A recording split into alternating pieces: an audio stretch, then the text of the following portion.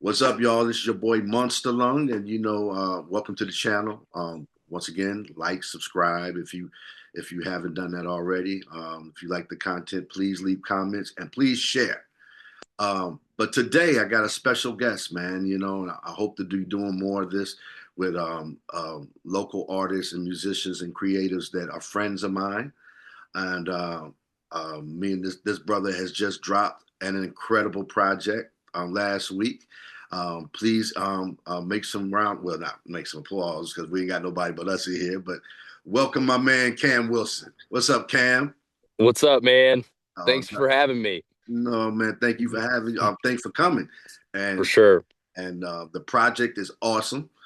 You dropped it when last week? Was it Wednesday or Thursday? It was Thursday. Yep. Thursday. It was Thursday. Yep. Didn't go with the New Music Friday, so I don't know why we landed on Thursday, but you Yeah. know, it was all good. We got to kind of lean into Thursday and Friday for it. And where is that album available at? So that album it's available everywhere. You guys can get it on Spotify, on Apple Music, on YouTube, Instagram, TikTok. I mean, it's distributed everywhere there is music. From what I'm what I think is correct. Gotcha, gotcha. Yeah, man. And let's start off with I got a list of questions for you, but and this Okay. is one of the questions. But since we're on the album, we'll start here. What the name of the album is Millennial Camp, right? Yep.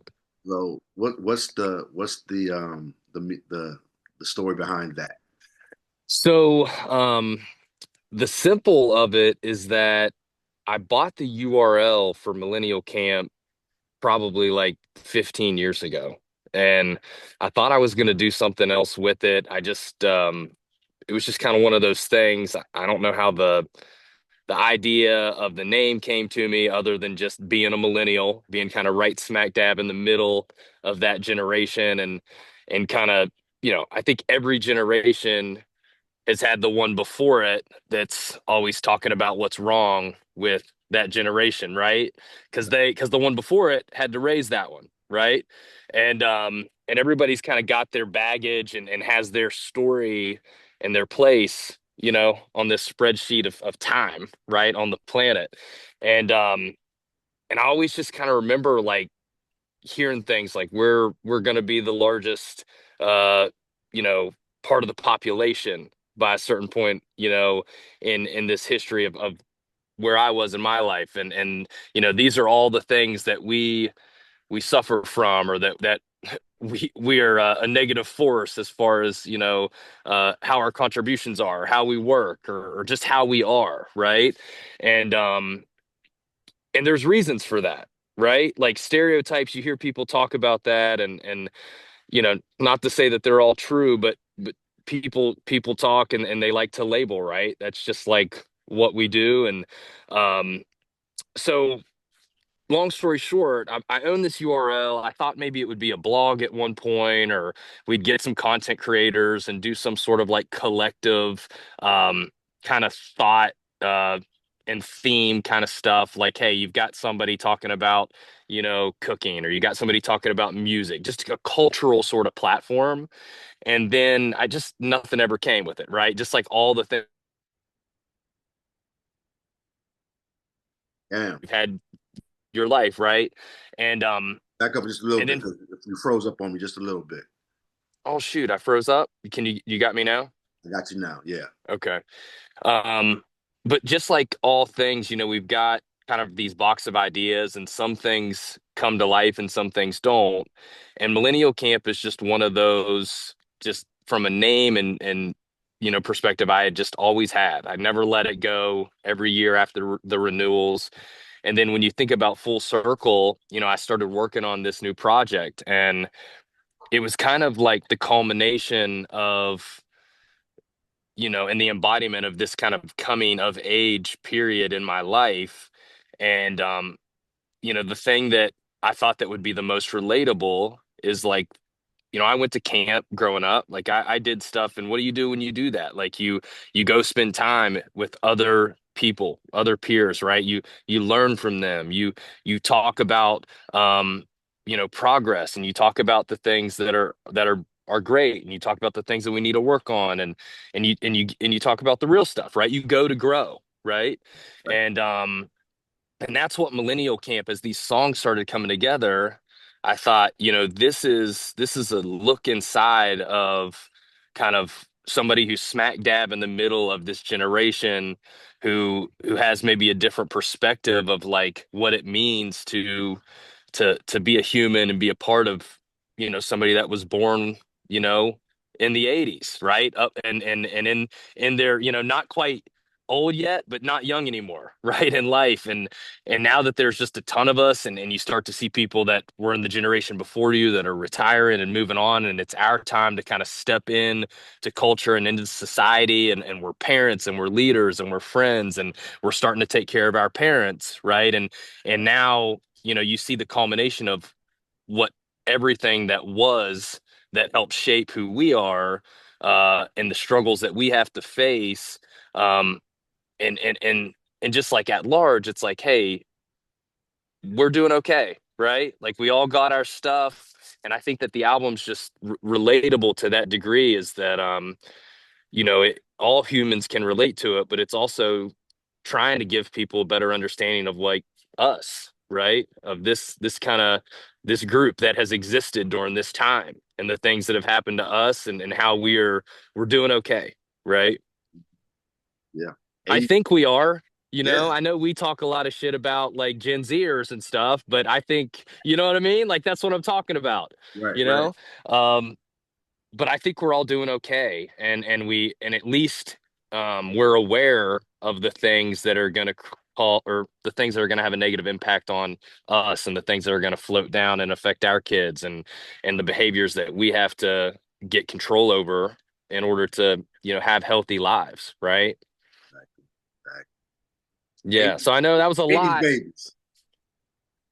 Yeah. It was a lot, but that's kind of millennial camp. That's what it became to me. It was like, this is going to be, um, when you and I were texting the other day, you said there's like an empowerment vibe to it, right? And we all suffer to our own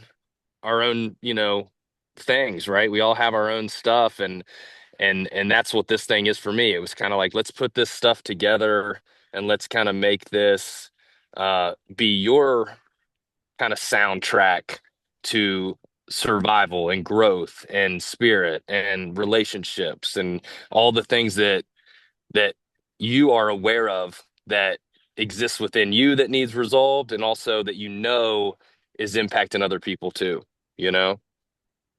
Definitely got that vibe off the album. Yeah, man. Now, Cam, where exactly are you from? What's the origin? So I'm from a little town in central West Virginia called Spencer. Um, really small town north of Charleston. And some of the best people in the world there, man. Some of my closest friends are still there, and that's when you hear OG homies on the record. That's what that's about. That's about going home and breaking bread with the people that I love the most, and the people that every year, and when I get a chance to see them, it's just the best. It's safe. It's home, right? And and then I lived in Morgantown. That's where we connected Yeah. back. I went to undergrad there, and then I was there from 2008 to 2011. Met my wife there. Her family's still there, and then we've been in Tennessee since 2017. Awesome. Awesome. Very dope. Yeah, man. All right. Let me get to some of these questions. All right. Okay. The album felt therapeutic, right? Hmm. So but I heard that for it to be like that, there was some vulnerability. Do you agree? For sure. For How, sure. how did you feel about being so vulnerable on this album? I think I did a record in 2021, and I think it was also like pretty vulnerable. And my wife keeps telling me, she's like, this one's definitely a step further from that one. I thought that one was a lot for me to put out. And I don't think the vulnerability, I think I got real comfortable uh expressing myself through this medium, right? From the prior record. But I think the thing that was the most outside of the vulnerability with this one was less about what you guys would feel or how you would interpret the art.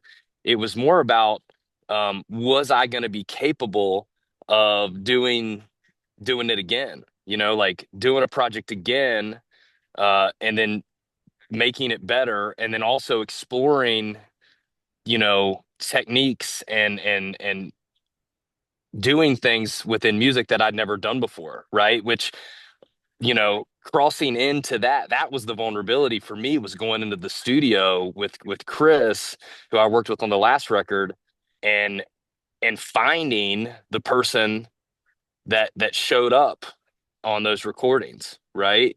And having the space and having a safe place to do that, and not feeling like hyper vulnerable because there were other people in the room or other people around. Like, I really got to find my voice on this one. And it's always like, it's like when you're by yourself, you're singing in the shower, or you're singing, just that true person that exists when you're by yourself and you're just vibing on your own and all that. And that's what I think I found in this record, was I got comfortable with, like, hey, there's been this like corporate side of me, there's been this version that the world sees, there was this 21 or 2021 version captured in the record that I did then, but then this one was like, this is me, right? Like, this is me at 35 years old, whether you've seen it or not. This was the most authentic representation of like who I am right now in space and time. And that was, there was vulnerability in just capturing that. And then as it started to unveil itself with the recording process, and you're like, oh my gosh, like I'm feeling more and more comfortable with just who I am and letting everybody see it, right? Regardless of whether I'm doing this creative thing or just existing in the world, trying to take care of my family and have this career and all that. So there was like a freedom that was found in it, but it was very scary, because I'm sitting at home, before I'm asking you, to jump on this thing. And I'm like, I remember the last time Monster Lung heard me like attempt to do some hip hop type stuff on a track. And I remember, like, we were sitting in my car outside of your house in Westover. And granted, I'm 18 or 19, right? I'm a kid. Right. Um, I'm just trying to be around That music. long I have ago. no, yeah, yeah, yeah. And I got no idea like who I am at that point, right? Like, what life is going to bring. All I know is that I love music and I wanted to be around people that were doing it, right? And I remember, like, I let you hear something that I was working on, and in the nicest way, you were like, yeah, yeah, I don't know about that, Cam. You're like, and it was like, yeah, dude, what you were saying was like, yeah, dude, you don't have the sauce. Like, you don't have the sauce. You shouldn't be rapping. Like, just sing on some hooks or do whatever.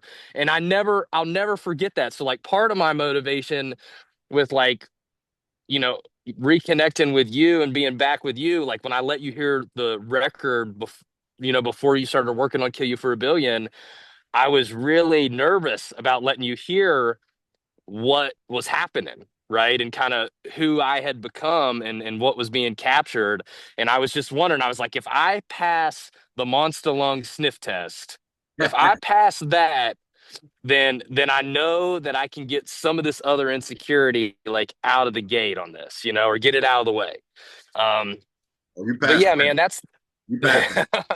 and, Aced it. and I Aced it. and that's the thing, man, is you can tell as humans, like, we know it right now, right, in culture, when we see stuff on TV, or when we see the things that we're consuming, like, what's real and what isn't anymore.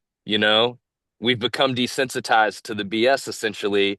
And that was the biggest thing with this, was just like, I want this to be true, I want this to be real, and regardless of how people feel about it or whatever it is that's going to happen after the fact, as long as the truth is captured in this, and that embodies me, then okay, right? So we can keep rolling. um Now, does it? yeah, Does it? man. Does it? I said it felt therapeutic from my perspective. Hmm. Looking at, Hmm. but for you, does it feel therapeutic? Getting some a of this. thousand percent 1,000%, man. It's like, you told me, when we were in your studio, you were like, music's just therapy for me, right?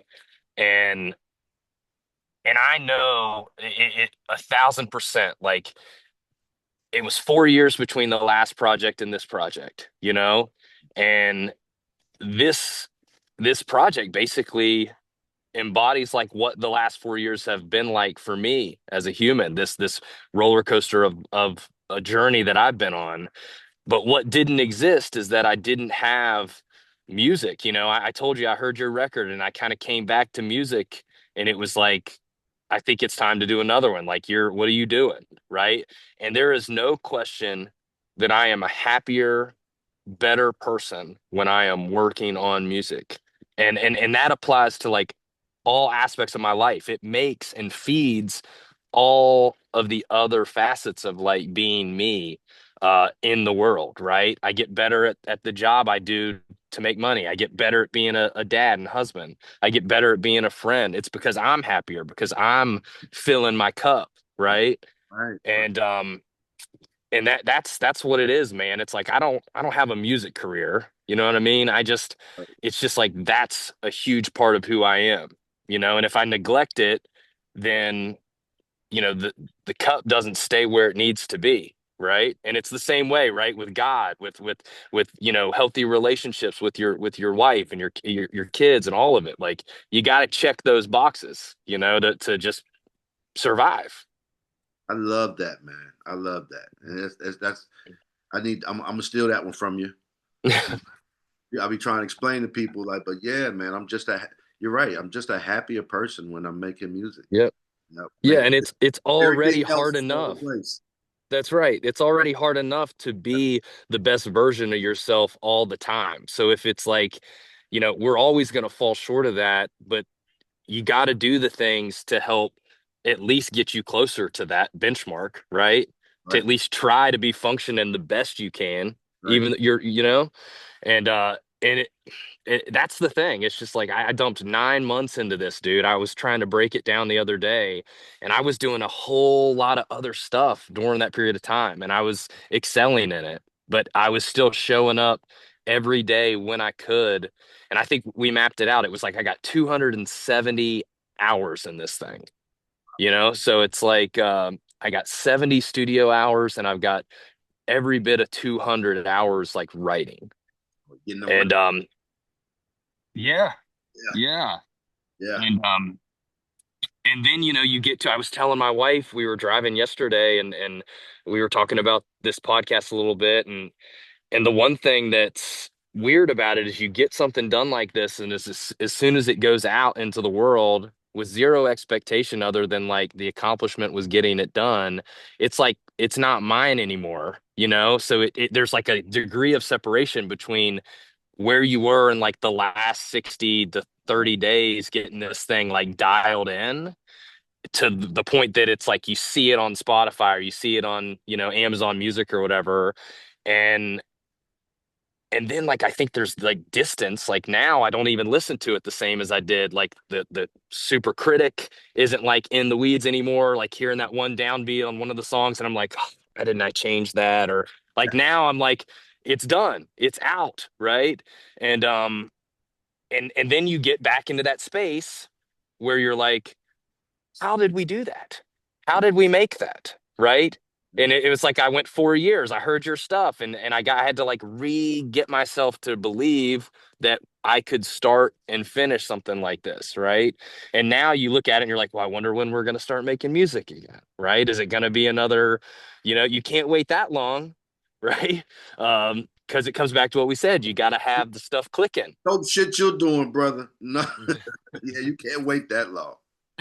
But it's funny, man. We're a week out already, and I'm looking at it, and I'm already like, okay, like I hope I can get some more downloads, man. I hope we can start cooking again, But you can't force it either, right? And that was the biggest thing with this project. I kept trusting in the fact that if I was just grinding and axing on something for, 4 or 6 weeks, and I just kept coming back to my notes on my phone, and I've just got tons and tons of content, and knowing that I was going to find that right verse, find that right hook, right? And just keep working it.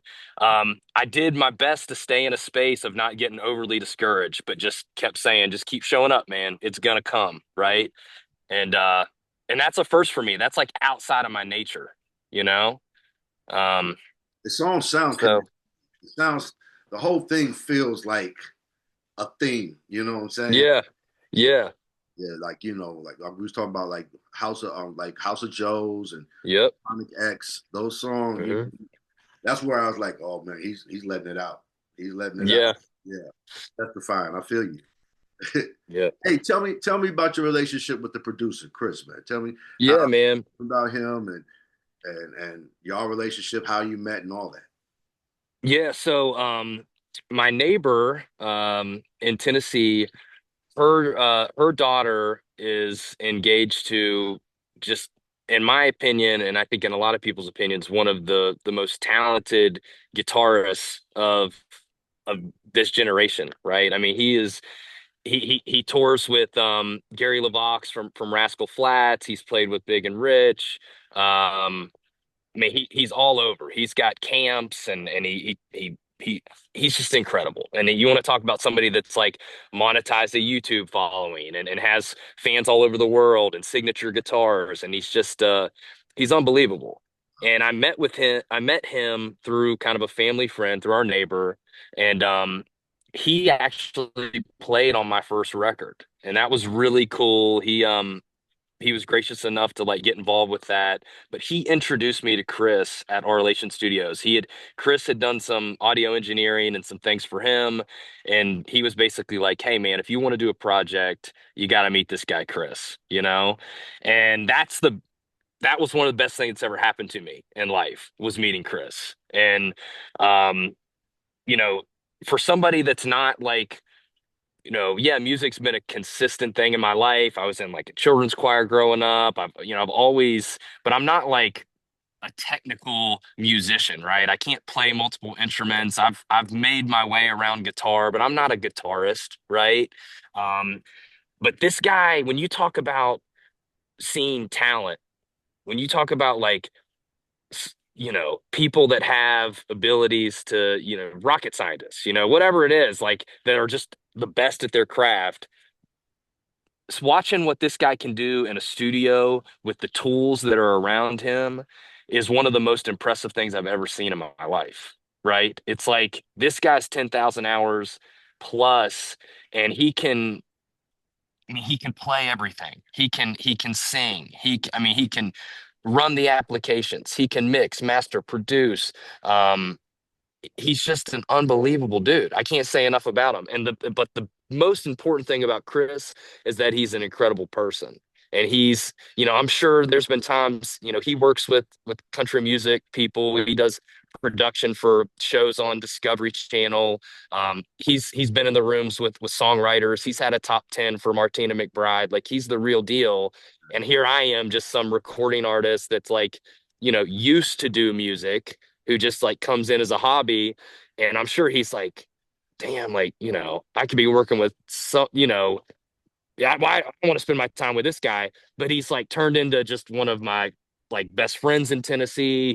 He's been gracious, he's been patient, and more so than anything, he hasn't like judged me. And if he has judged me, he's probably gone home and like made jokes with his wife while they're making dinner or whatever. But he hasn't judged me in the sense of like, hey, there's this guy that keeps showing up, every week, and um, somehow we keep finding something, And the same thing happened on the first record. Like we kept finding the stuff, but I'm by far not the most talented or anywhere close to the type of people that he's used to working with, right? Where they're in there and they're just talking the language and talking the notes and talking it's like it's all about feel with me, and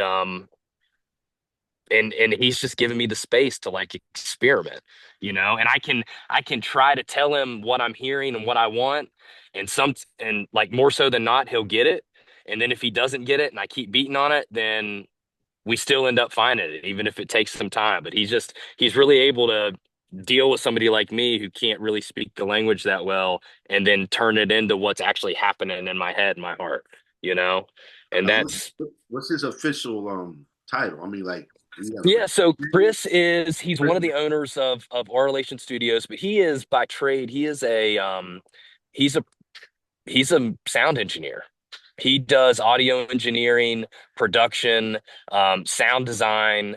Um, I meant more but like but I meant more like his name because people were going to see this and probably won't Oh like. yeah, yeah. Chris Robbins, Our Relation Music, Knoxville, Tennessee. He's worked with a guy locally here that's had just an awesome singer-songwriter career. His name's Eric Baker. He's written songs on some of his records. Um, they've done audiobooks for I think the comedian that's blowing up right now down here, Leanne Morgan, I believe. They're just an awesome audio shop, man. And what's so cool about it is, I schedule my time and I get to go in and I get to have the same kind of experience that somebody in Nashville would have or somebody in LA or New York. Like I'm getting that without having to you know, spend $250,000 trying to get, promote something and try to become like an artist that's doing this, right? I just get to kind of go in the quiet on the time that I have on the side, not spending enough time on the golf course, doing other stuff. Right. Um, but uh, but yeah, man, he's just without Chris, none of this would be possible. And I know that it's not even his it's not even really his cup of tea, but you talk about the guy you've been playing bass with, that you guys just have chemistry in the studio and all that. It's the same thing. It's like we it just works. It's an odd marriage. And again, the comfort and doing a project with them before, even with the 4 years gap, you get to a certain period, you're 6 months in and you kind of know where you are and you know where you need to be by the end of closing this thing out. But we've been there before, and just having those reminders this second time around, you're like, okay, I know exactly where we are. Like this is familiar territory. Um, but He did all the production on it, right? Yeah, and with this one, which was different than the first, is he really produced the first record um solo, right? He really did.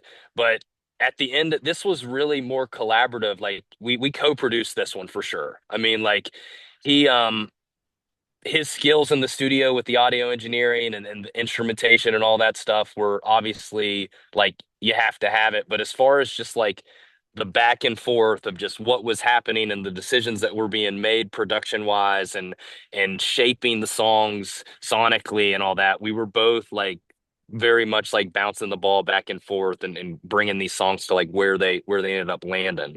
So I was really kind of surprised when he was like, "Hey, man, like when you register this thing and you get it all set up the way it's got to be set up." He's like, "You put yourself down as a co-producer on this. Like you definitely."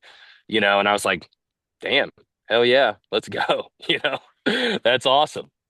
So, But without him, none of it happens. You yeah, know? very dope, very Yeah, dope. man. Yo, the song "Hey Algorithm," that Hmm. that I know artists. Some artists have issues with dealing with social media, you know. Yeah. And I think yours wasn't just talking. I'm not sure if, but it didn't seem like your song was just talking about creatives, just people in Hmm. general, right? That's right. That's right. But is that something that you see in other artists, or you see in yourself, just having to, it's a different time now than Hmm. for musicians and creatives, than it was 20 years or 10 years Hmm. ago. On, if you want to share your art, or if you want to, gain followers and fans, you have to be active on social media, Hmm. unless you have a machine working for you. That's right. Most independent artists like us don't have. So, Hmm. I like to hear some thoughts on that too. Yeah. So I'm a dinosaur, man, when it comes to this internet stuff at this point. Like I was way more tapped in. And my wife likes to joke with me, like I put some teasers out for this record like a few months ago with some incomplete songs, and I was just trying to do some tests, and it just comes across like I'm some old man. Like I don't even know what I'm doing anymore. But I do know that I've learned that if you don't learn or find a healthy place for, this thing that we carry around in our pockets and that we're staring at all the time, if you don't find a healthy relationship with it, then just like what we were talking about at the beginning of this, like then it doesn't make your life better. It takes away from the cup, right? It doesn't add to it. And I think the biggest lesson I've learned is you have to use these tools. You can't let them use you. And that's key, right? Like there's a difference between getting on there, getting lost in the scroll and and like that's just sucking the energy out of you that you don't even know like what type of depletion rate is existing with that, but it's happening, right? Like it's definitely not healthy to just stare at your phone all the time. But if you're getting into a state of like creation, then it's the same factor as like making these albums or doing this music. It's just on a micro level, right? So if you get into using the tool and it's about creation, then I think you're flipping you're flipping the algorithm for your in your favor, right? You're making and sharing and you're not consuming. And when you get in a place of adding value, which I think is what you've got to find with your channel, is how does the Monster Lung channel, provide value to people? If that's just like peace, love, and positivity, then that's the full lean in. If that's, you know, the music and the conversations that are based, like we're having, like then that's what you lean into. Or if it's about just being the guy that's making, 5 beats a week, like we talked about, or whatever, then, but what is the value, right? But the point is that you're going to be spending all your time to this commitment towards creation and not consuming.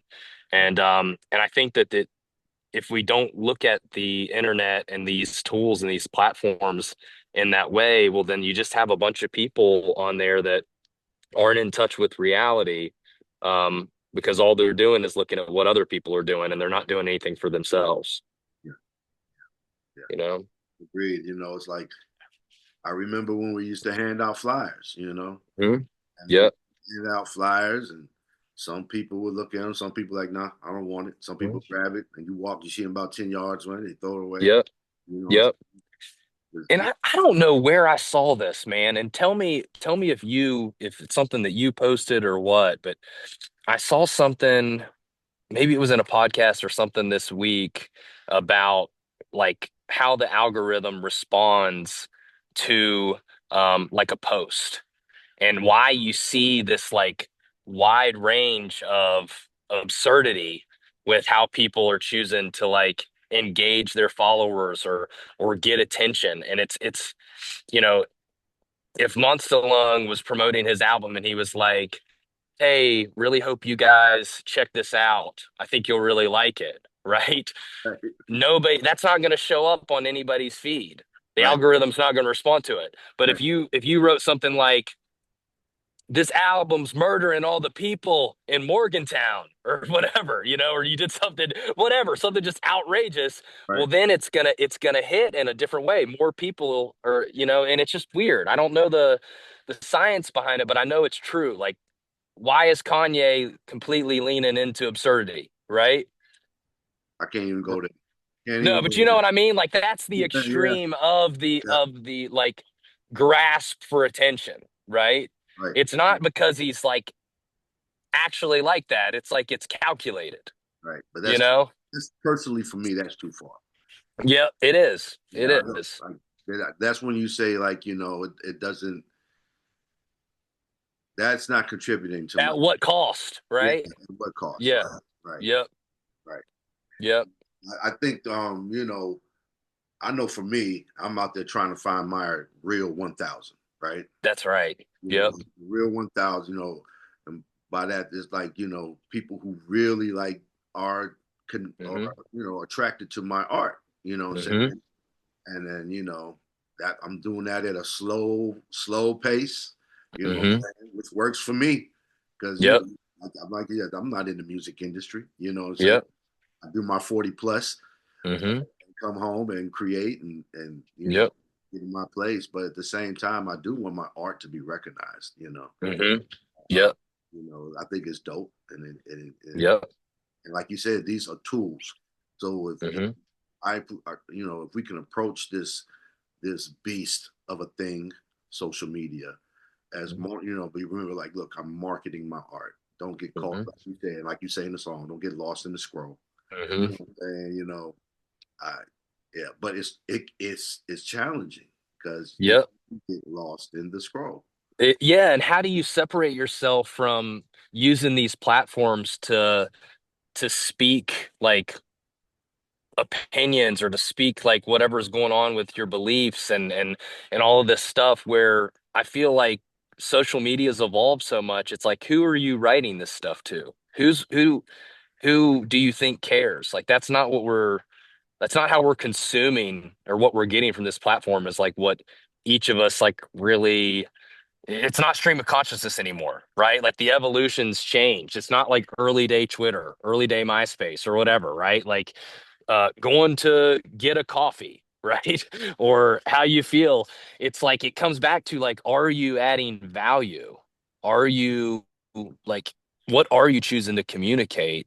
And if it's just because you're looking to like service your own ego or to look back and see who's liking or vibing with whatever you have to say or finding your tribe or just as a vessel for communicating because you think that you need to communicate whatever it is that you feel at all times, then I just don't think there's anything.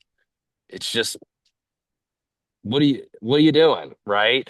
Yeah, And I think yeah, I mean there's a sophistication I think that's going to continue to come in this digital age where the cream's going to rise to the top. And I'm not one of those, like, I'm, like I told you, I'm a dinosaur, man. Like, I started dating my wife before people were like dating on the internet. Now that's all they do, you right, know? So right, I don't know if I'll ever have the time or the freedom, even from a career standpoint or anything, to just be somebody that's like out on the internet. Um, Pumping my personal side unless it like truly intertwines and there's like a path to the intersection between what I do for providing for my family and then this music stuff, then I'm pretty radio silent on the internet you know right.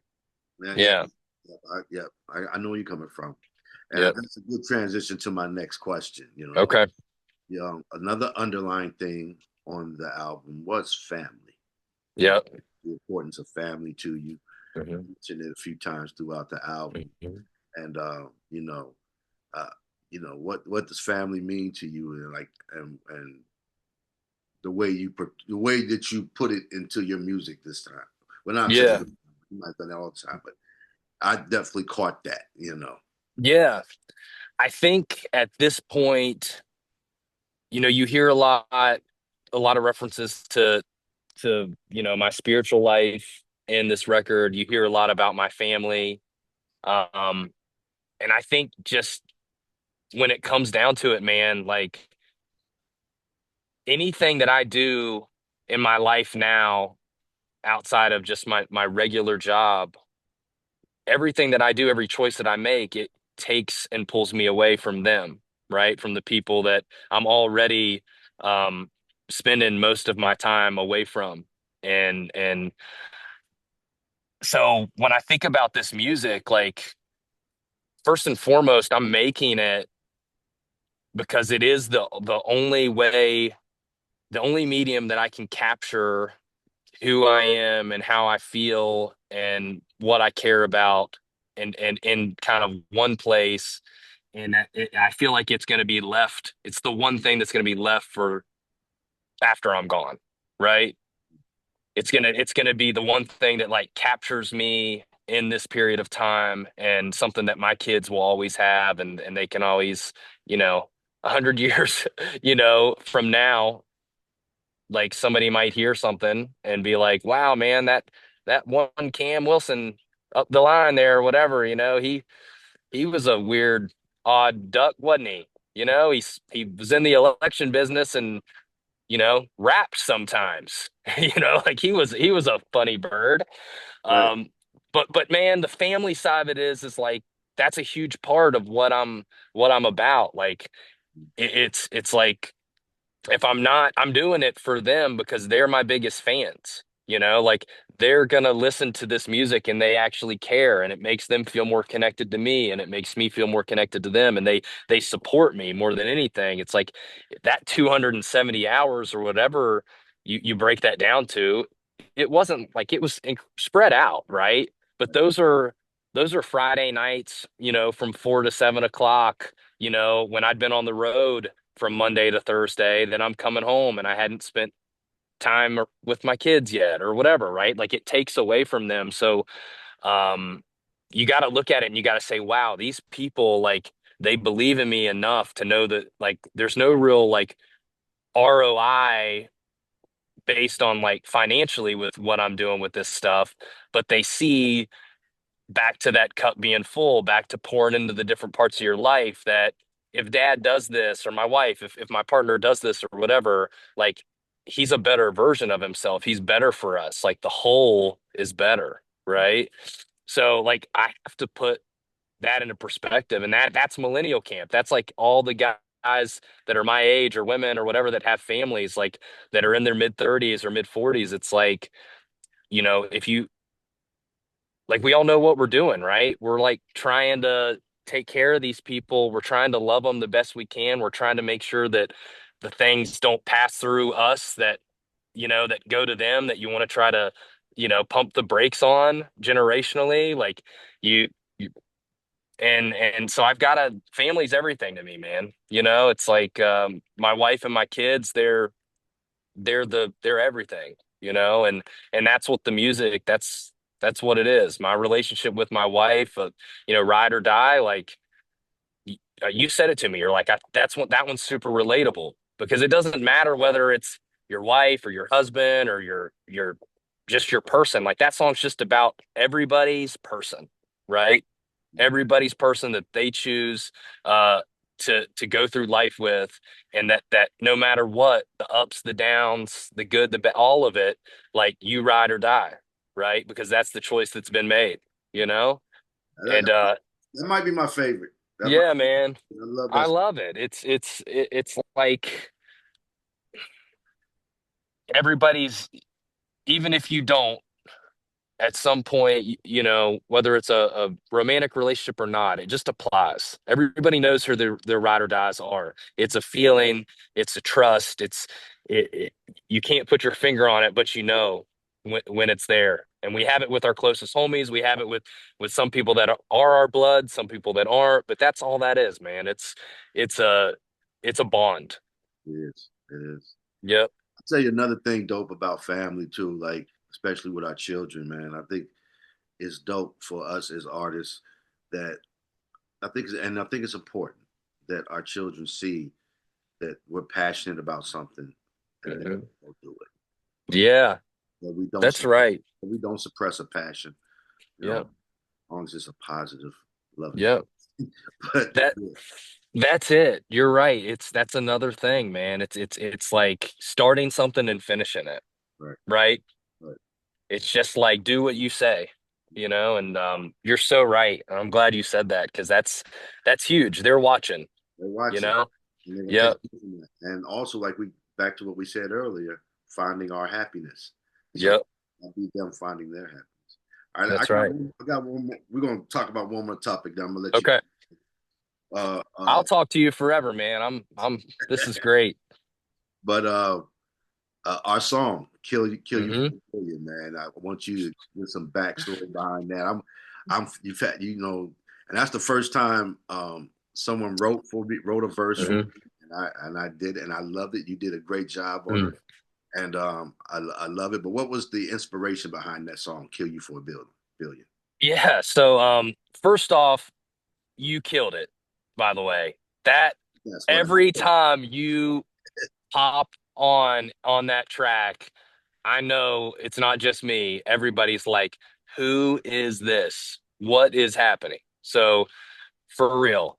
Um, so yeah, man, Kill You for a Billion was like it's what we all know, whether we're comfortable talking about it or not, is that we live in a world right now where, the lines are blurred when it comes down to like what you can trust and who you can trust and what you put in your body and what you're consuming on the internet and all of the things, whether, you know, it's been the whole narrative of the last few years, which is, the the stuff that's happening in our food, right? The stuff that's happening within the medical industry. Like you just, we all lived through COVID, right? That was really like the precipice of this shift of consciousness, I think, from, the generation before us and maybe even just like the boomer generation that grew up post World War II, where like they just trusted everything that they were told, I think, right? Whether it was mainstream media, whether it was the government, there was just like, of course, nobody would harm us, you know, for profits or for their own interests or whatever. And I think what we've learned, and it's undeniable, like we know, right? There's a lot of stuff that we've consumed as a collective, whether physically or digitally, all of the above that we know is not been good in our best interest, and there are downstream impacts to that, and we're all going to have to deal with it, and we're all going to have to figure out how to ensure that we do a better job over this next 50 years or so with with raising our families and what we're bringing into our homes and putting into our bodies, right? And that's what it's about. Like it's just about like being aware that we do live in a society where profits are generally put over people, right? And and that doesn't mean that it's all bad or any of that. There's no extreme anything to what I'm saying. It's just saying let's be aware now and let's start taking steps towards trying to like feed our mind, bodies, and spirits with better stuff, and that's really hard, right? Because we want um convenience, right? You sacrifice um, you know, privacy and health and secure all the stuff for convenience, and but we gotta figure that out. And I just feel like that song's not meant to be like a protest song or to be it's just meant to be like, hey, you know, we all be aware, like know what's up, know that we are the product whenever it comes to the internet, and some of and know that, you know, not everything requires a prescription or or a shot or whatever. And again, I don't want to get all like crazy talk here, any of that. I know it's like, We could definitely go to rabbit hole in this thing. yeah, but just at a high level at 30,000 feet, Yeah, you know, we should all be able to meet in the middle on the fact that we should agree that we need to work on being healthier in all aspects, and that there's things that we can do to control the pipeline of things that we're consuming, right? And it's like I'll tell you, it's so funny, man, when we listen to this track, because you did a couple things where you delivered a couple lines like differently than I did on the scratch, and I'm so glad you did, because like when I heard it back the first few times, I was like, oh, that's different. And then now when I hear it, whether I wrote it or not, it's like it's yours. You know what I mean? I'm like, it's yours. I'm like, that's a Monster Lung like verse. That's like it was everything that I ever imagined. Like if we got to work together, and when I hit you up on this track, it was like everything that I knew that you were and know that you put into your other project that I wanted to capture on this one. And every time it hits, and it's like they market the sickness, they sell secure. These exploitative psychos, man, they're getting obscure. My wife and I, like, we look at each other, we're just like, this is great. This is like classic. We're just like, it just hits, man. You killed it. So um and that dude, I'm telling you, that track, people keep texting me about it. Like that seems to be the one that people are really, really vibing to, you know? that's dope. So, Yeah, I like that. oh, dude, for sure. For sure. Oh, well, yo, man, I ain't gonna keep you too much. I ain't gonna keep you no longer, brother. Okay, man. We jumped on the topics that I wanted to talk about. Good. album is it. Like I said, man, it's super dope. People gotta go check it out if you ain't. And you said it's everywhere. Do you have a website for it? Yep. It's camwilsonmusic.com. You can link to the album, you can link to the studio that I work at. Um, I worked with a guy for some of the videos that are on YouTube. His name's Scott Murphy. He's an incredible musician and he's friends with Chris Robbins who worked with me on this. And they've got a little side project called Isolation Therapy on on Spotify that they've had 20,000 monthly listeners before. Like, and they're just like three dudes that work on the side and make music together and just put it out when they can. But it's like legit indie rock sort of ethereal sounding vibes. You have They're vis- great guys. so you have visuals for some of these songs? Yeah. I've got some on YouTube. I've got a official music video for Float in Space. Oh, Um, I know that. that Yeah, you got to check that out. And then the other ones, that one's kind of the one that Scott was able to devote more time into, and that was the biggest kind of visual for the project. But there's one for God Flows and there's one for Chronic X. Oh, And they're dope. more kind of visual representations. There's not I'm in the float in space one a little bit, you'll see, but yeah, we've got three visuals right now for the project that are out. Dope, dope, dope. Oh, Yeah. we'll check those out immediately. I have to Awesome, man. add them to this interview a little bit. Awesome. Well, thanks so much. For real. Thanks for talking to me and giving me this opportunity and for saying yes to working on this. I know I've told you, but it meant so much to me, man. Oh, thank you, Cam. Thank you for having me on Yeah, the project. Thank you for doing this interview. you Is there got it. anything else you want to let people know about? Just check it out. Just check it out. No doubt, no doubt, no doubt. Don't click off. I'm gonna hit stop. Okay. But yeah, thank you, Cam, and thank you for doing this, man. Appreciate you, Yes, brother. sir.